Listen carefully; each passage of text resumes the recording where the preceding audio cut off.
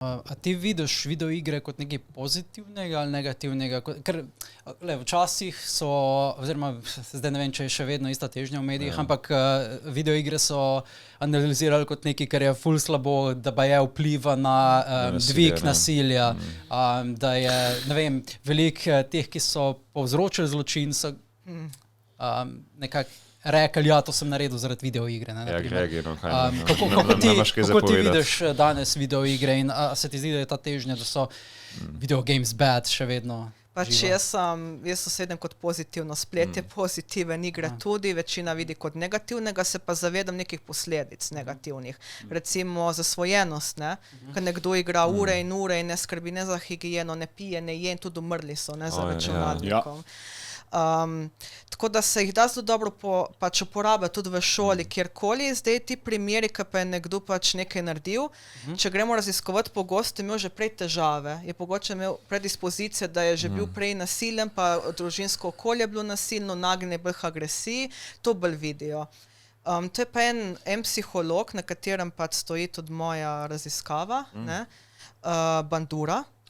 Je preučeval, eksperiment je Bobadol, to je tista lutka, ker če udariš, pride nazaj, na neko utež ima. Tudi na YouTubeu so posnetki original eksperimenta, že on je raziskoval, če otroci gledajo nasilje, ali bodo nasilni. Zdaj on je ugotovil po tej raziskavi, da ja, če nekdo kazal, udaril po lutki, so tudi oni. Problem pa je, da to ni bil pravi človek, ne? Torej otroci točno vejo, nekaj je v igri, nekaj je pa v realnosti, ki imaš, ne vem, sošolca. Če pa otroci so že rojeni z nekimi predispozicijami k nasilju, težave, imajo kakšne čustvene vedenjske motnje, pa še doma doživljajo nasilje, pa ga vidijo še v igricah, ne, je pa večja verjetnost. Torej ti si lahko rojen z nasilno predispozicijo? Pač neke stvari so neke osebnostne značilnosti, ne, se lahko, sicer to še raziskujejo. Je to dedno? Ene stvari so dedne, ene stvari so dedne, pa lahko vidimo tudi pri starših podobne vzorce. Nasilje v družini, otrok še to spremlja in se potencira. Ni pa nujno. Tle je vsak posameznik drugačen. Lahko je otrok v zelo nasilni družini, pa on ne bo nasilen. Lahko je pa kontra, mirna družina, pa bo otrok nasilen. Tako da ja, pač igrice vidim kot nek pozitiven vidik. Dosti se dobi stvari, ven iz njega tudi jezik, veščine. Problem pa ja, če je otrok tam res majhen, samo to gleda cel čas in nima druge zadolžitve in se navadi in potem je sam igrica. Plus izpostavil bi tudi video igre, ki so namenjene samo za promocijo izdelka. To je, ko lahko vidiš Oreo igrico, ker moraš Oreo te pobirati, da dobiš super moč in potem ga s tem spraviš do tega, da misli, Oreo ti so cool, ja, če bom jedel, bom dobil super moč.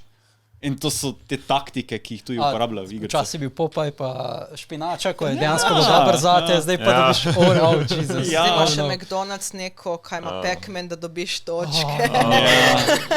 Zakaj, ne vem... Pač vse se že gamify. Ja, ampak zakaj niso neke zdrave stvari tukaj? Ja, se pa neki I guess zato, ker je korporacija McDonald's.